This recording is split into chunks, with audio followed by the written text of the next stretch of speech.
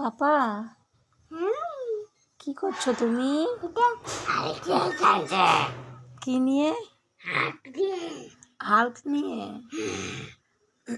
এই হাল্কটা কে কিনে দিয়েছে তোমাকে? ভালো করে বলো না, ওরম করে হাল্কের মতন গলার আওয়াজ করতে হবে না। তুমি তোমার গলার আওয়াজে বলো। ওরম করে বলতে হবে? হ্যাঁ, কি সকাল থেকে কি খেয়েছো?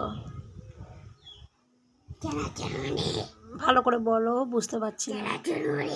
চানাচুর মুড়ি? কাদের ঘরে খেয়েছো? নুনটিদের ঘরে? আরে কি হচ্ছে? কিরকম করে রাগে হাল্ক দেখাও তো সুন্দর করে।